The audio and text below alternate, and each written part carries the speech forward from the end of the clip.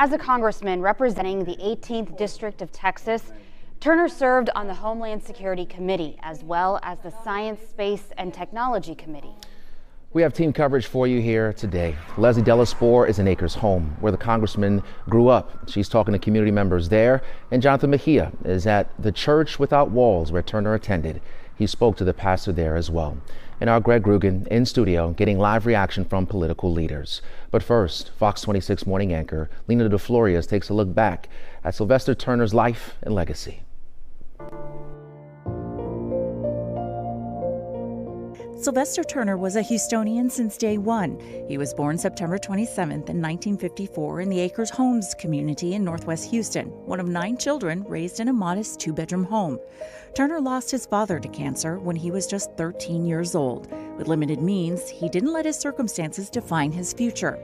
Turner served as a senior class president and was valedictorian at Klein High School. After high school, Turner attended the University of Houston and then Harvard Law School. He was a member of the Alpha Phi Alpha fraternity. After first joining the law firm of Fulbright and Jarowski, he later founded Barnes & Turner Law Firm. In 1988, Turner was elected to represent District 139 in the Texas House, where he served for 27 years. He worked on the Houston Appropriations Committee for 21 years and served as Speaker pro tem for 3 terms. In 2015, Sylvester Turner was elected the 62nd mayor of Houston, winning a second term in 2019. During his administration, Turner was challenged with helping the people impacted by Hurricane Harvey and was a crucial factor in the city's rebound from that storm. He launched Houston's first climate action plan to reduce greenhouse gas emissions, and he championed historic pension reform. At the same time, Mayor Turner was embroiled in a years-long contract dispute with the city's firefighters. Mayor Turner also led the city through a tumultuous days following the death of George Floyd. He helped cheer on the World Series Houston Astros and hosted a very successful 51st annual Super Bowl in Houston. Mayor Turner battled bone cancer toward the end of his years in the mayor's office, but in 2024 announced he was cancer-free. Turner's 8-year tenure as mayor ended on January 1 of 2024. After the death of longtime Congresswoman Sheila Jackson Lee, which vacated Texas's 18th congressional district seat, Turner ran to fill it. He won the election and took office just 2 short months ago in January of this year. Turner always said and lived by the motto, quote, "It matters not whether you are a Democrat or Republican, or whether you're black, brown, white, or Asian, whether you're rich or poor or in between, whether you're educated or uneducated. What matters to me is that we are all Houstonians, and we will stand and work for Houston for its future." Sylvester Turner was just 70 years old. The Turner family did release a statement saying after attending the State of the Union address in Washington, D.C. last evening, Congressman Turner was taken to the hospital and was later released. On Wednesday, March 5th, at approximately 5:45 a.m., he died at his home from enduring health complications. The Turner family is requesting fervent prayers from all who knew and loved him. Fox 26 political reporter Greg Rugen has covered the career of Sylvester Turner for the past 35 years, from the State House to the City Hall, also in Congress. Greg, I suspect folks that you've been talking to are obviously just devastated by this news. That's right, Rashi. While Turner's health issues were well documented, his sudden departure has taken many by surprise. At City Hall this morning, a wave of grief swept over members of council and the mayor, many of whom had collaborated with Turner for decades. So I've lost a personal friend, advisor,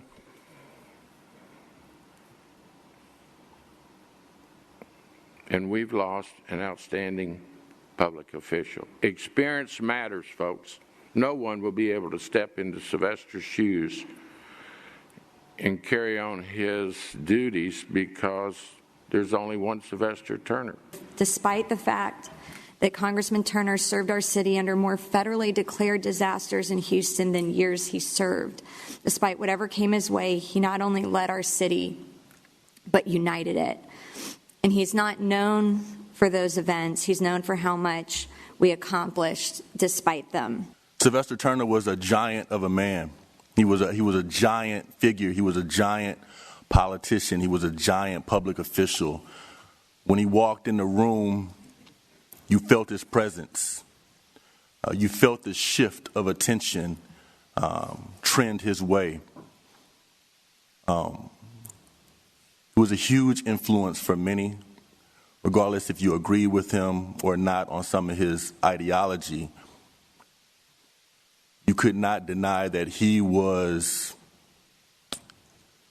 not only a giant of a man, but he was a huge figure within this city.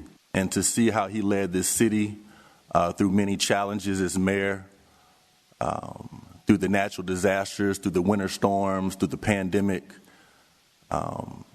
he was at the right place at the right time to lead when we needed him most. He was a leader that didn't look for followers.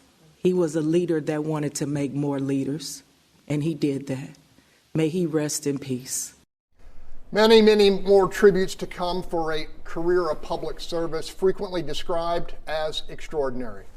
Rashi Anthony? And Greg, I know that many people are saying that he was Houston, he is Houston, he represents all that the city is, and I think that it was said great in the story there where regardless of your political affiliation, you agree with him or not, he's such a bright light and giant in the room. Look, Sylvester Turner loved this city with every atom of his being, and I think even his opponents knew that. And that's the way he lived his life. That's why he fought so hard for the opportunity to lead the city for the 2 terms that he did. You know, you've covered a lot of folks when it comes to politics. Kind of speak to what it was like watching him oversee the city through Harvey, oversee the city through other natural disasters like the freeze that we had a couple of years ago, and just what that meant to have someone like that leading the way. I think that Sylvester Turner was known in the state legislature as a gifted collaborator, but at times like that, the strong mayor system in Houston demands just that, a strong mayor to make the decisions, to lead, and to be someone that everyone can unite around. And I think he did a pretty good job. That'll be part of his legacy, that he did a good job, a solid job, a commendable job getting our city through some very difficult challenges. Arguably some of the toughest challenges that we've had here in our city. Greg, thank you so much. I was going to ask you, what really stands out for you, because I know you've covered him for so long? Well, he came in with an almost intractable financial situation with our pensions. And that doesn't sound very glamorous, but he dove right in. He made some enemies during that, but what he did do was get the city on sound financial footing for several years to come. That was tough work. He did it. He made some enemies, but he did it because he felt it was the right thing to do. All right, Greg, thank you so much for that report. All right, well, Harris County Judge Lena Hidalgo, she worked very closely with Mayor Turner through natural disasters, the ITC fire, and the COVID-19 pandemic. And today she spoke on the passing of the congressman at Commissioner's Court earlier today. We'd been working a while after he left office. We stayed in touch. He always supported me. He always came to my defense whenever there were unfair attacks. I supported his campaigns and vice versa. And we would just look for each other wherever we went. It was a familiar face. It was a friend. So I know I'm going to be looking for him next time I'm in a public event. And I just know that's what's going to happen. Governor Greg Abbott released a statement here today saying that he and his wife are saddened to hear that Turner has passed.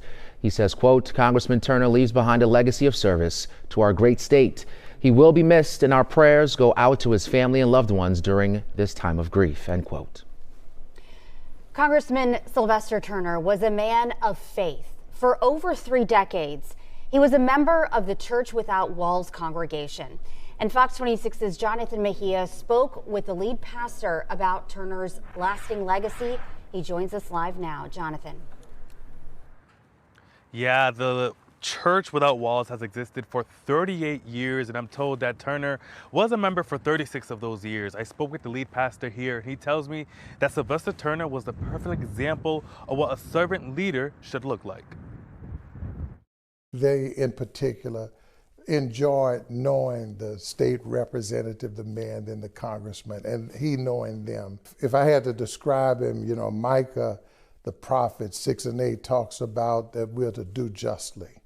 And so justice was very much part of his vision for the city of Houston, for his district, but also for the nation, that he genuinely cared for people and then to show mercy.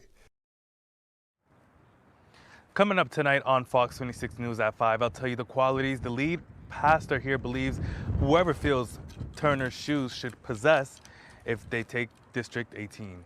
Reporting live here in Northwest Houston, Jonathan Mejia, Fox 26 News. Former Mayor and Congressman Turner grew up in Acres Homes. That's right. He was very proud to be from Acres Home. And that is where we find Fox 26's Leslie Delasport live with State Representative Jarvis Jones.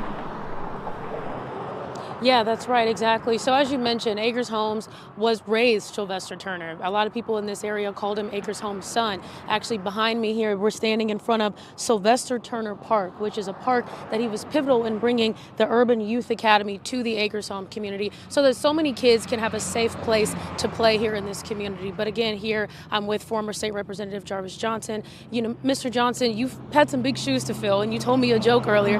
Tell us that joke and what that was like for you to fill those shoes. Well, you know, obviously, the Honorable Sylvester Turner served District 139 for 26 years, and he obviously left an indelible mark not only on the Capitol but here in our own community. And so people would always say, "You got some really big shoes to fill." But I would always tell everybody, I wear a size 14, he wears a size 9. But I was always very confident because Sylvester gave me an opportunity.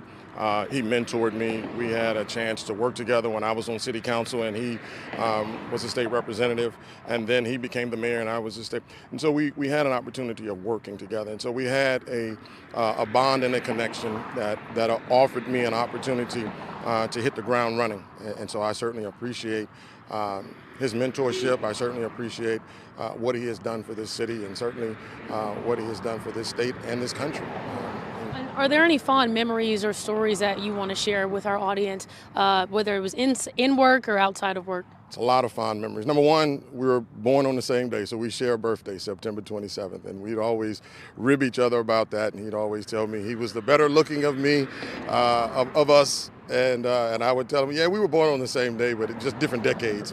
So we would always have fun, but we had a lot of, we fought together on a lot of issues. Number one, stopping batch plants, concrete batch plants here in the Acres Homes community, working to build a better infrastructure, trying to keep hot sheet motels out of our community. The list goes on and on. So there were a lot of things that we worked together on that built our relationship, our work relationship, and afforded us to build a better community.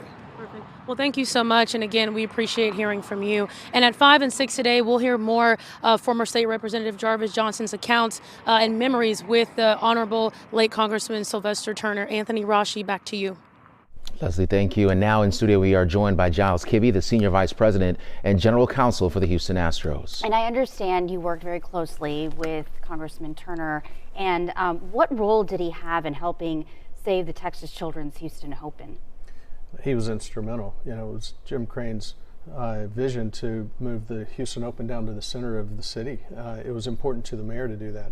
The PGA Tour was leaving Houston. They were moving the tournament to off of the schedule. There was not going to be another Houston Open. Both Mayor Turner and Jim Crane wanted to fight to save the Houston Open, and to do that, we needed to move the tournament into the city, into the center of the city, into the city's iconic park, Memorial Park. And we put $34 million into that facility to make this happen. So it was important to Mayor Turner that we not only improve the golf course and save the Houston Open, but also do some things to help everyday average citizen here in Houston, both through low green fees, which he maintained throughout his tenure, and as well as building a First Tee Center for underprivileged kids at Memorial Park. It was a big focus of his. We saw earlier Sylvester Turner Park and the Urban Youth Academy. So he's worked closely with the Astros and with Jim Crane in helping underprivileged kids, and that was a main focus of his. Yeah, I would imagine the word you used there, you said there was a fight. He fought to make that happen, right? There was a fight to make that happen. Just kind of talk about the importance of having someone of that stature and being a mayor of a city like Houston, and how important it is to have that partnership to make something like that happen, because I would imagine it wasn't easy to get done. It was not easy. And you look back at it now and you think, well, sure, you put $34 million into a city park and you bring the Houston Open there. It sounds like an easy decision, but there were a lot of issues that we had to go through. It was tough. We needed the mayor's support, and he was a strong proponent of what we were doing and helped us get there. Not only was it important in getting it done, but after we got it done, he wanted to make sure that that golf course was maintained in PGA Tour conditions for the residents of Houston long after the tournament had passed. So he was very supportive, could not have happened without him. Talk about how it was working with him, because you had to work with him in many circumstances. I mean, these aren't all where all the chips are falling in the right place. You had to really go and deal with a lot of things. So what was it like, him being right there by your side?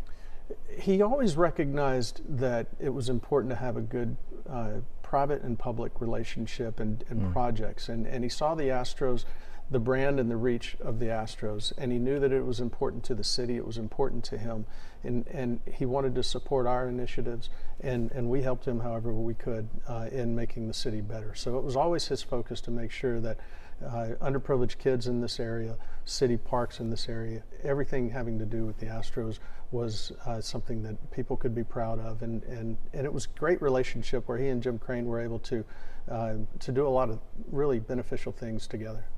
Any final thoughts? He was an extremely hard worker. I really think about him. He would come out to the Houston Open every year. We'd get in a golf cart, we'd drive around. He would want to visit with as many people as he could. He would want to check on the golf course and make sure that everything was going well. He cared a lot. And you know, I dealt with him on the golf course and some other things relating to the Astros, and he was always there for us in support, and he was always very proud of what the Astros were doing, and it's a big loss. We appreciate your time. Thank you for coming in. Sure. And as tributes continue to pour in for former mayor and U.S. Congressman Sylvester Turner, our special coverage continues. You see here in studio, Greg Rugen is standing by with community activist Tamara Bell, and that interview coming up next. I know that he was fighting very hard, and just to look at him, he looked healthy. But you just never know what's lurking in your bodies. I don't care whether it's cancer or just the fact that you get called home for whatever. It could be natural causes. But I'm so blessed to have served with him. He was a person who had the common touch. I think that's so important. You can be elected, but if you have distanced yourself from the people that you serve, then I don't think that you're effective. And he never distanced himself. He lived in the community that he served. He was someone that you could talk to. And now I used to text him because, you know, he could really talk. And so you want to get your point in, right? And so I say, well, I'll make you read. Okay, you know, 1, 2, 3, read. And so I would send him these texts, and he would respond. I don't care what time of the day or night, he would respond. And even if we disagreed, which was very, very unusual, at the end of the day, we could always share a laugh. And my last time that I saw him was about a week and a half ago. I mentioned to him after leaving a meeting that a friend had a stroke and that she was not far. And he said, I'm going to go see her today. He actually got there before me. And just my personal experience, my brother was terminally ill, and I was having trouble getting him into a medical facility, and he helped us to give my brother quality of life. And so I just have such fond memories of, I call him Mayor Kong, that, you know, it's just, I can't even express how much he'll be missed. Marie Flickinger is someone that I dearly loved. And so he had an example, and I believe that Mayor Turner followed really well with the legacy that he was exposed to in being raised by such a wonderful woman. Our special coverage continues remembering and honoring former Houston Mayor and Congressman Sylvester Turner. Greg Rugen joining us now in studio live with Tamara Bell, a longtime community activist and friend of Sylvester Turner. Hey guys, in this town, you know you have stroke when people answer your calls.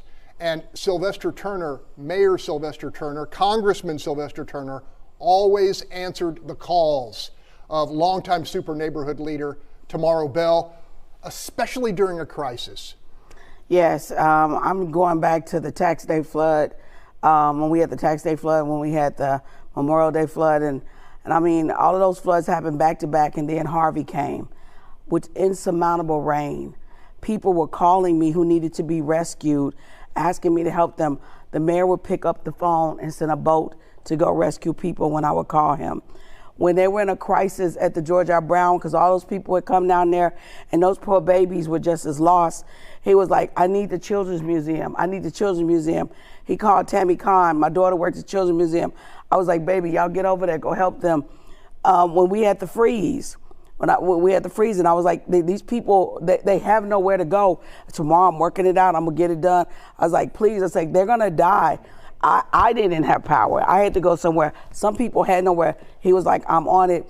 I mean, he loved the people, his care and his genuine concern, especially for the fofo. Okay, not Acres Home, the fofo, get it right. He loved his people in the fofo. He would have his annual program in the summer, and he would have the jobs for the students. I mean, he was so adamant that you bring yourself up. He would look at those children and he would say, I was just like you.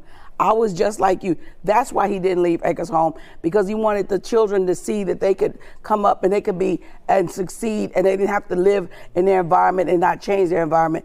And that's what I so admired about him. And then in Fifth Ward, they had the creosote issue, and it was rising up. Kathy Buford Daniels had brought that up years ago and decades ago. And he worked with Congresswoman Sheila Jackson Lee on streets like Amboy, Wayne, Kirk, those streets, and the old creosote processing logs on Cashmere Street. He was adamant on staying with that. Even when he got in Congress, he continued that fight, which means so much to them. And let me tell you, as a best friend of Congresswoman Sheila Jackson Lee, you had to be friends with Sylvester Turner. That was a non-starter, because they were thick as thieves. They were close for decades. And so I was so proud of him in taking over her seat and how he fought to get that seat. And I mean it, he did such a wonderful job. And it just breaks my heart that, you know, that he's gone. I mean, that he is gone so suddenly. I saw him last night. I knew that he was at the State of the Union. And to wake up this morning with this news has been just devastating for the community. And you know, when you lose giants, and he was a giant, I mean, when you lose giants like that, it is very, very challenging to get somebody who has a true heart for the people. Somebody who really cares about the people, not about themselves, trying to look good on TV or any of that, but care about the people and have been involved in the work with the people for decades. Getting people like that is so difficult. So I'm just really at a loss. And the love of his life, Ashley, baby, I'm hugging you from afar. You and his first grandbaby that you blessed him with. I am hugging you from afar.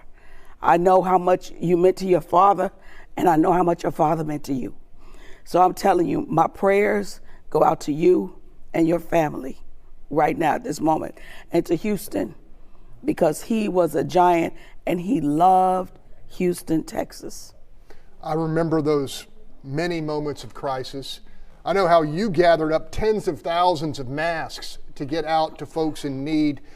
Did the mayor help you in that effort or in other efforts during the pandemic? Absolutely. I applied for a grant that I did not in any way think I would win for 150,000 masks.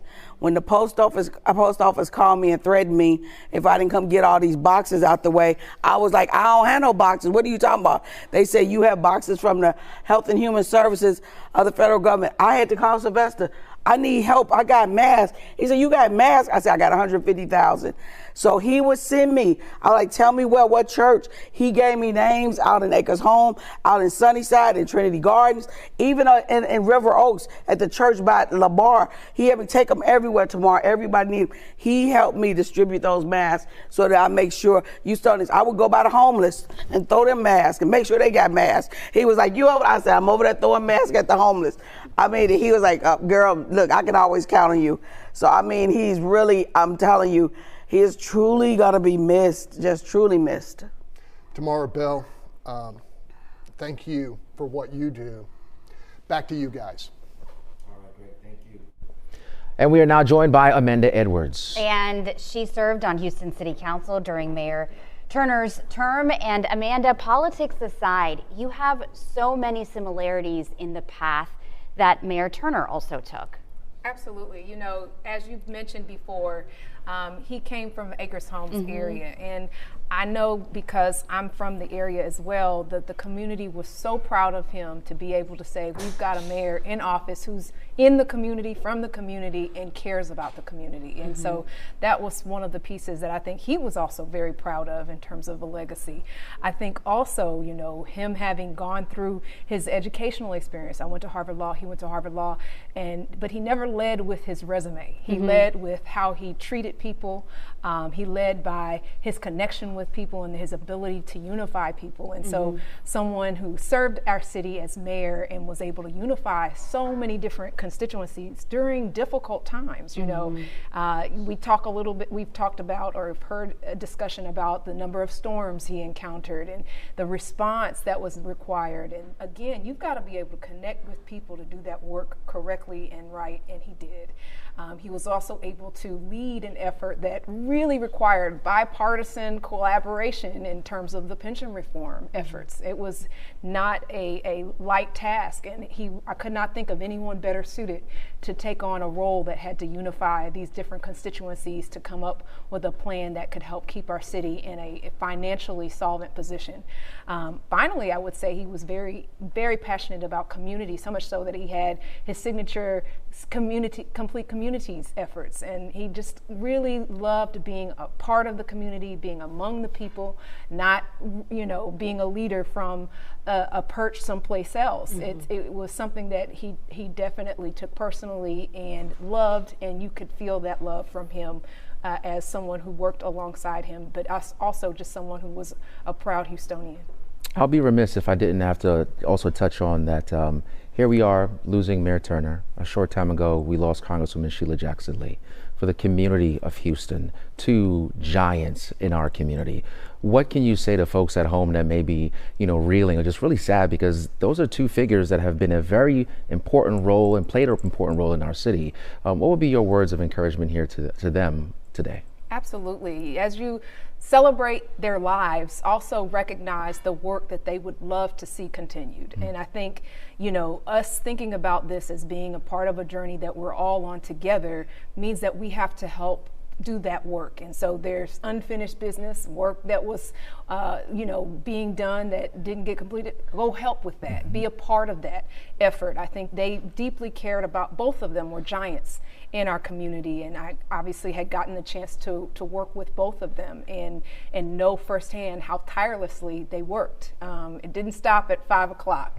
Trust me when I say that, both about the Congresswoman but also about Congressman Turner as well. These are people who, you know, were in line with their purpose and their mission and their passion, and continue to do the work no matter what time of day, no matter what was being asked. And so having that type of energy towards community, I think, is something that they would want to see.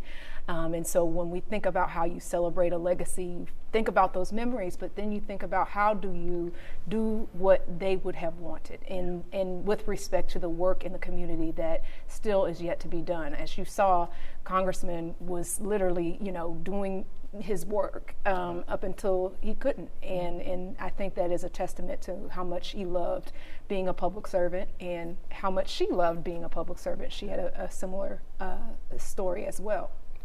Thank you, Amanda, for sharing your thoughts and being here with us today. You're most welcome. Thank you. We'll be right back. Actually, the intervening years, his experience in the legislature actually made him a better mayor when he finally was elected in 2015 for the first of his 2 terms. And so he just wanted this so bad.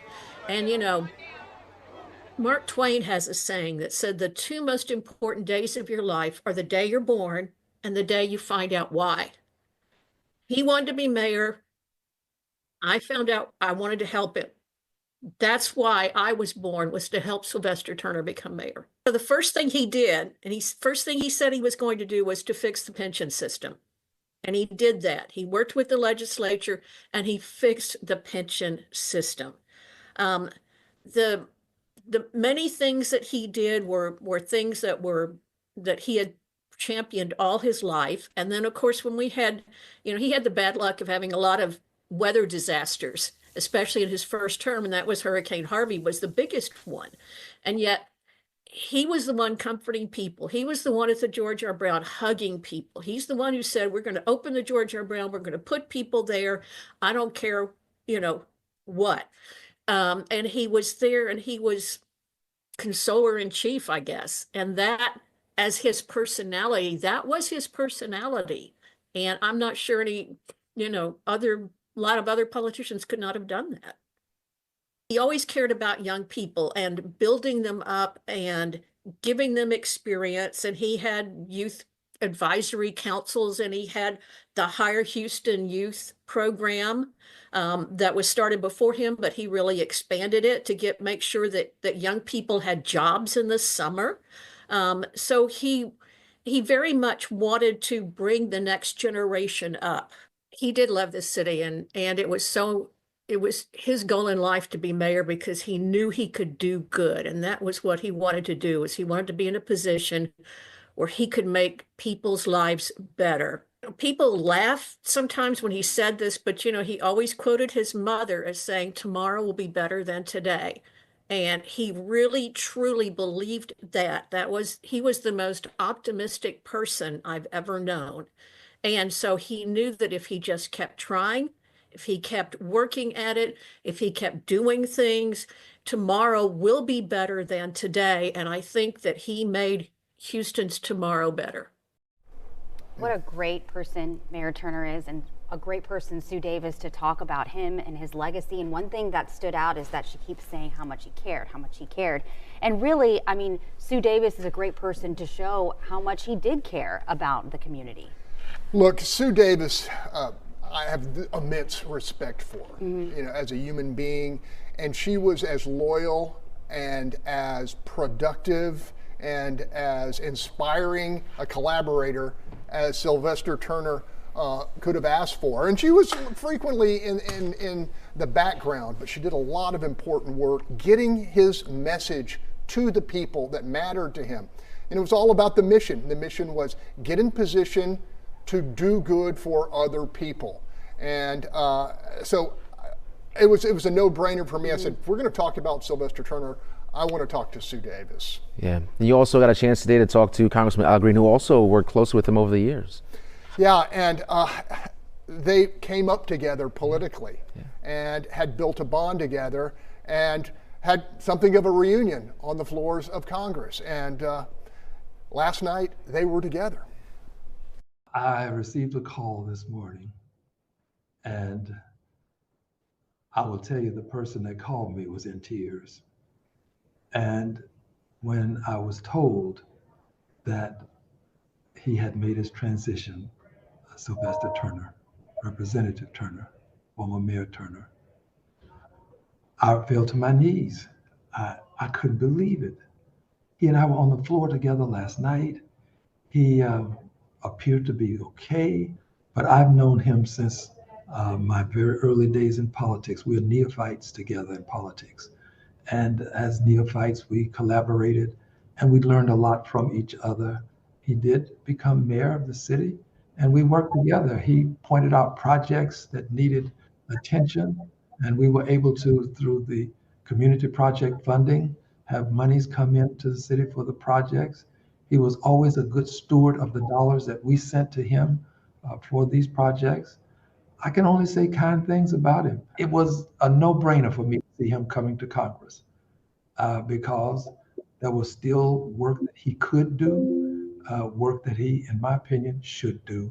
And he did his job well. He reminded us that once a job is begun, do not stop until it's done. Be it large or be it small, do it well or not at all. He did his job well. So I'm very proud to have known him. I will miss him. He has made a difference in the lives of people, and he made a difference in my life. Wow. And it's not even been, 24 hours. It's hard to even process that this has actually happened. Yeah, and the tributes are going to keep coming in because there was a lot there to be thankful for. And while there are those who had differences in terms of policy and in terms of style with the mayor, no one ever doubted his love for the city and his willingness to serve. I mean, let's think about it. He had severe health issues, a challenge. He may have chosen to just back away from public service and be a full-time granddad. Mm-hmm. Yeah, and he loved and his yet, grandchild. for the 18th district, he saw his leadership, his connections, his relationships as that bridge to, I guess, prosperity out in the 18th district. All right, Greg, thank you so much. We're leaning on your perspective as we continue to honor Sylvester Turner. Still to come here today, though, former Fox 26 sports director Mark Berman. He was really close friends with Sylvester Turner, and he's going to share some very heartfelt stories coming up. He and Rodney Ellis were the two that spoke at the party that when I won my primary. It was surreal then, and it's just devastating now. I think about Ashley. I think about all the conversations we had about his young grandbaby and how excited he's been about that for the last year. But we lost a true servant leader today, and the entire city, state, and country should be in mourning. It didn't matter. It didn't matter if he was sick, if he was feeling bad, if he was feeling great. He was always just the energy in the room was palpable. He was such a special, amazing man. I'm kind of at a loss for words. Fox 26 and Houston sports reporting icon, Mark Berman, more importantly, my good friend, thank you for coming in. My pleasure. Hey, look, when you talk about history... I don't like that icon stuff, but okay.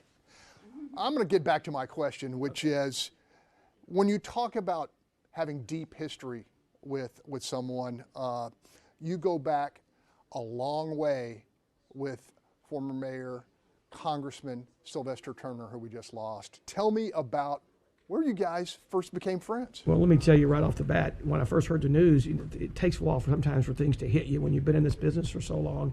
I walked in here and see his pictures, and it's kind of a kick in the gut, okay? But we met because we went to University of Houston together. I believe it was my freshman year, 74, 75. And he lived in Moody Towers with me. He was about four or five doors down from me on the second floor. And my memory's terrible, but what I remember about him, that's when we first met, okay? What I remember about him is that he just never changed. He was the same guy, more successful, and all that stuff, but he was the same guy I knew in college. But we kept in touch a little bit over the years. But going back a little further, I'd been out at UH a couple years, and I was working at KRIV Radio before I came to Fox. And you remember in the old days, you called information for a phone number, and the operator comes on and says, "Operator," and I told him what I wanted. He goes, "Hey, Hempstead, what's up?" Well, when I was in college, my first year, I was homesick, so I went home to Hempstead, Texas, every weekend. So my nickname was Hempstead. I'm like, "Who the heck is this?" He goes, "It's Sly." I go, "Sly who?" He goes, "Mark, it's Sylvester Turner." Sylvester was working as an operator for the telephone company. Oh, you got to be kidding me, okay? I mean, I'm still amazed by that story. That's how far he's come, Greg. Think about that for a second. Anyway, we kept in touch over the years, and then when he became mayor, my phone number for him was no longer any good, so I called one of his staffers. He calls back. I said, "What do I call you? Do I call you Mayor, Sylvester, Sly, Mr. Turner?" He goes, "Anything you want." To me, that was Sylvester Turner. You had many interactions with him with the incredible sports news we have here in Houston, whether it was Super Bowls, the Astros playoffs runs. Give us a sense of talking to him, seeing him, knowing that you had this history and the qualities you like best about him. Well, it was really cheating for me because he gave me so much access because I knew him so well. Okay, I got away with murder. When he had things going on, he'd get me over there, make sure I was where I needed to be. He would holler at me at press conferences, which was a little awkward, but sometimes I got a kick out of it. But what I remember about Sylvester is he really cared about this city, and he cared about the community, and he really cared about sports. People may not realize this, but the Houston Open Golf Tournament may not be here if not for him. I mean, the Astros and Jim Crane saved the tournament, but they had to work with Sylvester and the city of Houston to make this all work, to move to Memorial Park and all that. So without Jim Crane and Giles Kibbe, his lawyer, maybe it's not here. Without Sylvester, maybe it's not here. He played such a big role in that one event, which is a monstrous event for our city, right? But his love for University of Houston was crazy good, right? And he cared about the Texans and the Astros, the baseball team, and the Rockets. He cared about everything. And so to me, he was Houston. I can't imagine a greater tribute. When you go back to those days in college, did you have any idea that great things were ahead for this guy? Well, of course not. Who has a clue, right? And when he was working his way through his political career, I didn't know where he was headed. I just didn't think about that kind of stuff. I went to college with the guy. You know, I knew he was really smart. Didn't he go to Harvard Law? I mean, you don't just do that by accident. But when he became mayor, I was thrilled because I knew him. I knew him before he was Sylvester Turner. He was just sly to me. One thing that no one can deny about Sylvester Turner is his love for this city. Everybody's got lots of opinions, you know, on political issues, but no one questions that. Is that a fundamental quality that anybody who takes that job on has to have? Oh yeah, I don't think you learn it. It's in your DNA, if that's what you're driving at. I mean, maybe you could make it better, but I mean, he just got it. He really did. And I really thought, Greg, that he was going to go on to some bigger and better things. I used to bust his chops about it a lot. What's next? Governor? That's what I thought. Then when he filled that seat going into Congress, I thought, here we go. Here's the next step. But, you know, for this to happen, I mean, it's a cliche, but this man's life was cut way short. But I mean, he left one heck of a legacy. I know how tight you are with your grandson, Jackson. If he asked you about this, what would you tell him about Sylvester Turner? Well, I don't know, but I can tell you this right now. When they honored me and Jonathan Martin and Jose Grignon at City Council, the mayor was up there talking, and he goes, "And my good friend Jackson," and he pointed at him. And my daughter Jessica, who works here, of course, and is the reason I'm here to do this thing, because she asked me to. She's got that video, and we have it here. I mean, it was, I don't know what I would tell him. He's only 12 years old, and he's met the mayor a couple times. He's got pictures with him, and very fond of him. So, I mean, I think it's going to be hard for my daughter to tell him what happened if he hasn't already seen it on his phone, because everything's everywhere, right? The personal touch, Sylvester Turner had it. Oh, goodness Lord, are you kidding me? He was unbelievable. I mean, he treated everybody in a very great fashion, and I think he was one heck of a mayor. And I know they got a new guy now and everything. He still has some big shoes to fill. Mark Berman, always a pleasure and an honor to hang out with you. And Congressman Turner was just the most recent dedicated public servant to represent the 18th Congressional District. Fox 26's DeLon Dillard highlights those whose legacies were in part defined by their fight for the people of that district. Established in 1972, Texas's 18th Congressional District, which covers much of Houston, has been represented by 4 Democrats, and each left a significant mark on its history. First, we have Barbara Jordan, given the ingredients, a trailblazer who became the first black woman from the South elected to the U.S. House of Representatives. our deafness was only a temporary condition. Taking office in 1973, Jordan was known for her eloquent and moral integrity, most famously displayed during the Watergate hearings. In Houston, she championed improvements in urban conditions and education, advocating for federal funding to enhance Houston's public schools. Jordan also worked tirelessly to expand affordable housing and played a pivotal role in the passage of the Community Reinvestment Act, which benefited underserved communities.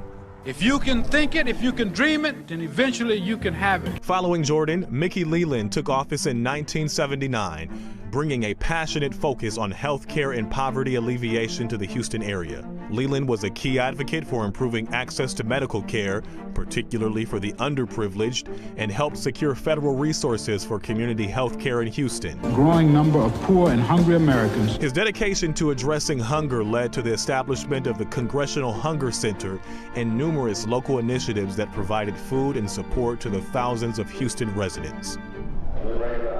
Former Texas State Senator Craig Washington was elected in 1989 to fill the vacancy left by the death of Mickey Leland. Washington proved to be a staunch supporter of civil rights and the rights of criminal defendants. He also continued his predecessor's focus on world hunger. and Washington's legal background won him appointments to the Judiciary Committee and the Committee on Education and Labor. There are absolutely no... Since 1995, Sheila Jackson Lee represented the district, bringing a strong voice for local and national issues. Known for her activism and advocacy, Jackson Lee was a staunch supporter of disaster preparedness and response, crucial for a city like Houston, people were hurting all over, prone to hurricanes and flooding. She was instrumental in securing federal funding for flood control projects and infrastructure improvements. Additionally, Jackson Lee was a champion for Houston's cultural and economic development, supporting initiatives to revitalize downtown and bolster small business. Her work in education, public safety, and healthcare access significantly benefited the people of Houston and made her a prominent figure in Congress.